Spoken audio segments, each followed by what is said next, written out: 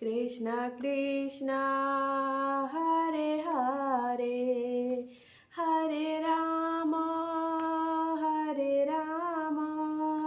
राम राम हरे हरे। नमस्कार दोस्तों, हर हर महादेव। कैसे हैं आप सभी? आशा करती हूँ आप सभी बहुत अच्छे हैं और जहाँ भी हैं ईश्वर से जुड़े हुए हैं। तो आज है जन्माष्टमी का पहला दिन, मतलब नहाय खाए का दिन। तो कल है जन्माष्टमी का फास्टिंग 6 तारीख को। मैंने पहले भी वीडियो में बताया है कि 6 तारीख को ही फास्टिंग का दिन है, क्योंकि यही शुभ मुहूर्त वाला दिन है। बहुत लोग बहुत ही ज़्यादा कंफ्यूज हैं कि 6 को करे या 7 को करे। तो 6 को ही करना है, 7 को नहीं करना है। 6 को ही 6 में कीजिएगा तो आपको बहुत अच्छा शुभ मुहूर्त मिल रहा है। आज मैं आप लोगों को इसका एकदम सरल पूजा विधि बताने जा रही हूँ, जो कि बहुत ही सिंपल तरीके से आप अपने घर पर जो है कर सकते हैं, क्योंकि हर किसी के घर के पास मंदिर नहीं होता है। और अगर मंदिर नहीं है तो अपने घर पर ही इसको बहुत अच्छे से, बहुत सिंपल तरीके से कैसे कर सकते हैं, है ना। ये जो जन्माष्टमी का जो ये त्योहार है, इसका जो पूजा है ये ज़्यादातर लोग घर पर ही करते हैं। तो घर में करने का इसका बहुत ही सरल उपाय है।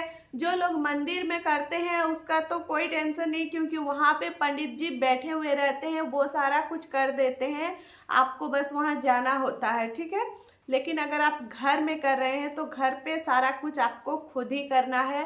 अगर आपके पास छोटा सा लड्डू गोपाल जी है फिर तो बहुत अच्छा है, क्योंकि जन्माष्टमी जो है वो हमारे छोटे से प्यारे से नन्हे मुन्ने से लड्डू गोपाल के लिए ही ये जन्म उत्सव मनाया जाता है। कृष्ण जी का जन्मदिन है तो उनका बाल स्वरूप का ही पूजा किया जाता है। तो जिनके पास ये छोटा सा मूर्ति है बहुत अच्छा है, नहीं है तो कोई बात नहीं, आप फोटो से भी कर सकते हो। क्योंकि मेरे घर में भी वो छोटा सा नन्हा सा लड्डू गोपाल जी का वो मूर्ति नहीं है, ठीक है। आप जो है फोटो को ही अपने आसन में बैठा लीजिए। पहले आपको एक आसन लगाना है, उसके बाद आपको पीला कलर का वस्त्र लेना है। जैसे कि हम लोग फोटो हो या फिर कुछ भी हम लोग रखते हैं तो उसमें हम लोग ओढ़ाते हैं, उसके लिए आपको पीला कलर का ही लेना है। आपको बहुत अच्छे से फूल ले लेने हैं, क्योंकि फूल जो है श्री कृष्ण जी को अति प्रिय है। उनका जहाँ जहाँ भी आप जितने भी लोग उनका पूजा करते हैं, उसका आसन लगाते हैं, तो हर जगह आपको फूलों से ही उसका बिछावन करना है। तो आप फूल बहुत अच्छे ताजे ताजे तोड़ कर ले आए, ठीक है। आपको क्या करना है, आपको शाम के समय, जिस दिन आपने व्रत किया है, व्रत करें तो बहुत अच्छा है। अगर व्रत नहीं भी किए हैं तब भी आप पूजा कर सकते हैं, क्योंकि ये जन्मदिन का उत्सव मनाया जा रहा है तो इसमें हर कोई भागीदार हो सकता है, ठीक है। तो आप व्रत, अगर आप अपने शरीर से सक्षम हो तो आप व्रत जरूर करो। अगर आप नहीं कर पा रहे हो तो ठीक है, कोई बात नहीं, नहा धोकर पूजा कर सकते हैं, ठीक है। तो अब आपको क्या करना है, शाम के समय, ठीक है, जब सूर्यास्त होता है उस समय आपको बैठ जाना है पूजा स्थल पर। वहां पे आपको ले लेने हैं, जिनके पास छोटे से नन्हे से लड्डू गोपाल जी हैं तो उनको एक कांसे का या पीतल का या तांबे का या सोना चांदी, जिस किसी का भी आपके पास थाल है तो उस तरह का आपको ले लेना है। उसके ऊपर आपको फूल देने हैं, फूल के ऊपर आपको अपने लड्डू गोपाल जी को रख लेने हैं, ठीक है। उसके बाद क्या कीजिएगा, पंचामृत, जो पंचामृत होता है, ठीक है, उसको हम लोग कैसे बनाते हैं वो भी मैं आपको बता देती हूँ। आपको एक लोटे में या फिर आप कटोरी में, जैसे भी जिसमें भी लेते हैं उसमें आप ले लीजिए। उसमें आपको गंगा जल लेना है, दूध लेना है, दही लेना है, शहद लेना है, उसके बाद घी लेना है, ठीक है। 5 चीजें हो गई। आपको इन पांचों को या तो एक साथ मिक्स कर लीजिए या फिर आप अलग अलग भी ले सकते हैं, और आप उससे उनका स्नान कराइए, उसका अभिषेक कीजिए। पहले आप गंगा जल डालिए, फिर आप दूध डालिए, अच्छे से उनको मतलब उसका अभिषेक कीजिए अच्छे से। ऊपर से दही डालिए, फिर शहद डालिए, उसके बाद फिर घी डालिए, ठीक है। जब हो जाए तब आपको क्या करना है, ये तो आपको मतलब शाम के समय कर लेने हैं। उससे भी पहले एक चीज मैं बताना भूल गई आप लोगों को, कि उससे भी पहले जब आप पूजा में बैठते हैं, ठीक है ना, उस समय आपको क्या करना है, बहुत सारे फल ले लेने हैं। बहुत सारे नहीं, मतलब जो जो फल आप पूजा में इस्तेमाल करोगे, जैसे केला हो गया, एप्पल हो गया, सेब, और उसके बाद अमरूद वगैरह, जो ही फल आपके पास है वो ले लीजिए। अदरवाइज आप फूल से भी काम चला सकते हैं। अगर आपके पास फल नहीं है तो आप फूल से भी काम चला सकते हैं, ठीक है। अब आपको क्या करना है, आपने जो लड्डू गोपाल जी को रखा ना, वहां पर आपको उसको पूरा ढक देना है फूलों से या फिर फल से। हाँ, एक चीज आपको जरूर ही लेनी है, वो क्या है कि वो आपको खीरा लेना है, ठीक है। खीरा को आपको खाना नहीं है, क्योंकि खीरा से ही जन्म करवाया जाता है उनका, तो खीरा को खाना नहीं होता है, बस उसको लेना होता है। तो आपको कृष्ण जी को ढक के और आपको दिया जला दीजिए। दिया आप चाहे तो तिल का तेल का जलाइए या फिर आप घी का जलाइए, जो ही आपके पास है आप उसका एक दीपक जला दीजिए और उसको अच्छे से ढक दीजिए और छोड़ दीजिए। अब आपको नेक्स्ट पूजा करने हैं 12 बजे के समय, रात को, जिस समय उनका जन्म होता है। आपको शाम में क्या करना है, हो गया। अब आप जब रात के 12 बजे आते हैं तब तक दिया जो है जलते ही रहना चाहिए। इतना आपको उसमें घी डालना है या फिर आप बार बार उसमें डालते रहिएगा।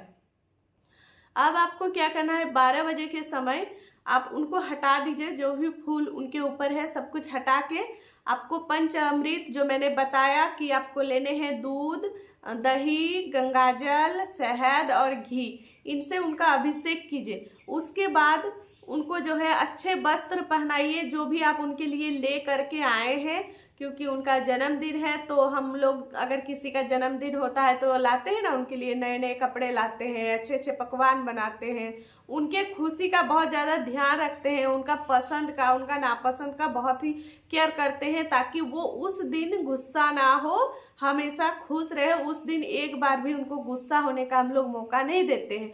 ठीक वैसे ही हम लोग जो है कृष्ण जी को भी गुस्सा होने का मौका बिल्कुल नहीं देंगे। उनके पसंद का पूरा पूरा ध्यान रखेंगे, ठीक है। उनके पसंद का आपको बहुत सुंदर सुंदर वस्त्र मिलते हैं, आपको ले लेने हैं। उनके साज श्रृंगार का सारा सामान ले लीजिएगा, अपने सामर्थ्य अनुसार लीजिएगा। ये नहीं कि अगर कोई बहुत ज़्यादा बहुत गहने वगैरह ले रहे हैं तो मुझे भी लेना है, अपने मन में कोई खोट नहीं रखिएगा। उनको जो है सबसे ज़्यादा जो चीज़ें पसंद है ना, उनको वो है कि किसी भी इंसान का भाव उनको बहुत अति प्रिय है। आप अपने पूरे श्रद्धा भाव से उनको पूजा कीजिए, आपका पूजा 100% स्वीकार होगा, है ना। तो बिल्कुल भी अपने मन में किसी तरह का संदेह नहीं रखिएगा कि हमारे पास ये नहीं है वो नहीं है तो हम कैसे करेंगे, ठीक है।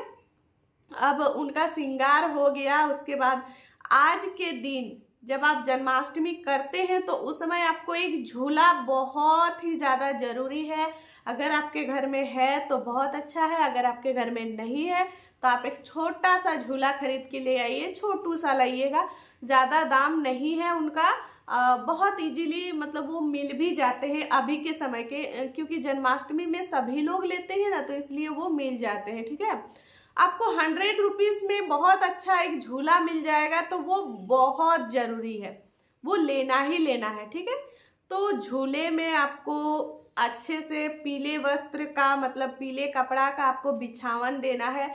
उसके ऊपर से आप गेंदे के फूल ले लीजिए, गेंदे के फूल से आप पूरा उनका बेड लगा दीजिए। जैसे हम लोग गद्दे लेते हैं ना मोटे, तो उस तरह मोटा बिस्तर लगा दीजिए फूलों का। उसके ऊपर आप लड्डू गोपाल जी को एकदम सजा के विराजमान कर दीजिए और उसको आप एकदम से ऐसे ऐसे ऐसे ऐसे करके उनको झूला झुलाइए। ये एक रस्म है और ये करना है, तभी आपका पूजा 100% सफल होगा, ठीक है। तो आपने उनको झूला झुला दिया, आपने उनका श्रृंगार कर लिया, उनका अभिषेक कर लिया, तो सब तो हो गया। अब बात करते हैं कि उनको हम भोग क्या क्या लगाएंगे। तो देखिए, भोग अपने अपने सामर्थ्य अनुसार लगाते हैं, लेकिन इसमें एक जो स्पेशल बनाते हैं खास तौर पर, वो एक पंजीरी बनाते हैं। उसके बाद कृष्ण जी को पंजीरी बहुत पसंद है, उसके बाद माखन बहुत ज़्यादा पसंद है। आप सभी को पता होगा कि जब वो बाल अवस्था में थे, मतलब थोड़े से बड़े, अभी से जन्म के समय तो बहुत छोटा होता है ना, उसे थोड़े से जब बड़े हुए थे तो वो पूरे अपने जो अपने पड़ोसी होते हैं सभी के घर जा जाकर माखन चुरा कर खाते थे। उनको माखन बहुत ही ज़्यादा प्रिय है, तो आप लोग माखन जो है प्रसाद में ज़रूर रखिएगा। माखन देना अति आवश्यक है, ठीक है। उसके बाद आप फल वगैरह जितना आप दे सके आप दे सकते हैं। उनमें किसी तरह का ये नहीं है कि आपको यही देना है, ऐसा कुछ नहीं है। आप पंजीरी बना लीजिए, उसके बाद आपने माखन दे दिया, इसके बाद आप जो ही देना चाहो अपने मनपसंद अनुसार, क्योंकि सभी का भाव अलग अलग होता है। अपने भाव से कौन क्या देना चाहता है, भगवान सभी के भाव को स्वीकार करते हैं। जो अपने भाव से जो भी चढ़ाते हैं वो उनको स्वीकार होता है।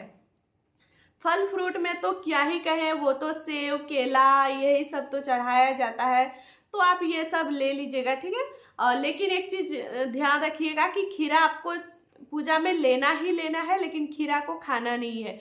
खीरा का महत्व होता है कि उससे जो है जब जन्म होता है ना तो डंठल वाला खीरा लिया जाता है और एक सिक्के की हेल्प से खीरे को फिर उसका जो डंठल के पास का जो हिस्सा होता है थोड़ा सा काला जैसा होता है ना, उसके थोड़ा सा नीचे से उसको सिक्के की मदद से उसको काट के अलग किया जाता है। कहा जाता है कि जब बच्चे पैदा होते हैं उस समय जो है नाल काटते हैं ना, वही ये नियम है, ठीक है। तो ये मंदिरों में भी होता है, पंडित जी करते हैं, और जो घर में पूजा करते हैं तो घर वाले भी ये करते ही करते हैं। इसका एक विशेष ये भी है कि उसको अलग करने के बाद उसका जो नाल है ना, उसको तुलसी के जो भी इसको करें उनके घर में तुलसी का पौधा जरूर ही होगा, तो तुलसी के पास जो मिट्टी होता है ना वहाँ पर जो है इसको दबा देने से आपके घर में लक्ष्मी की कभी भी कमी नहीं होगी, है ना। क्योंकि हमने किनका जो है नाल काटा, स्वयं कृष्ण जी का, है ना। तो उनको ये बहुत एक विशेष गुप्त ये है जो कि मैं आज आप लोगों को बता दी हूँ। तो इसको ऐसे करते हैं, चाहो तो करो, ना चाहो तो बिल्कुल भी आप रख सकते हो अलग करके, लेकिन खीरे को खाना नहीं है, ठीक है। ये विशेष ध्यान रखिएगा कि खीरे को खाना नहीं है। और यही सब कुछ पूजा में, सरल पूजा में होता है। बाकी अगर कोई बहुत हाई फाई करते हैं तो और भी बहुत तरह के पकवान बनाते हैं, बहुत बड़ा हवन करते हैं, बहुत कुछ करते हैं, तो वो अपने अपने सामर्थ्य अनुसार है। मैं आप लोगों को बहुत ही सिंपल सरल पूजा विधि बताई हूँ कि आप ऐसे भी पूजा कर सकते हो। आपको जो है लास्ट में आरती कर लेनी है। आरती तो कृष्ण जी का बहुत सारे आरती है, आप कोई सा भी आरती कर लीजिएगा, ठीक है। कुंज बिहारी जी की वैसे भी बहुत ज़्यादा आरती है, एक आरती तो है नहीं कि मैं बता दूंगी। जो जिनको पसंद है आप लोग कर लीजिएगा। तो उम्मीद करती हूँ आज की वीडियो से आप लोगों को काफ़ी ज़्यादा लाभ मिला है। बहुत कुछ जो आपके दिमाग में चल रहा था, बहुत ऐसे भाई बहन है ना कि सबके पास सब चीज़ उपलब्ध नहीं होते हैं तो थोड़ा परेशान रहते हैं, तो उनके लिए बहुत आसान हो जाएगा। ये वीडियो पूरा देख लीजिएगा। तो चलिए इसी के साथ मिलते हैं आप सबसे नेक्स्ट अच्छे से वीडियो में। तब तक के लिए आप सब अच्छे रहें, स्वस्थ रहें। एक बार जोर से बोलिए हर हर महादेव, जय श्री कृष्ण।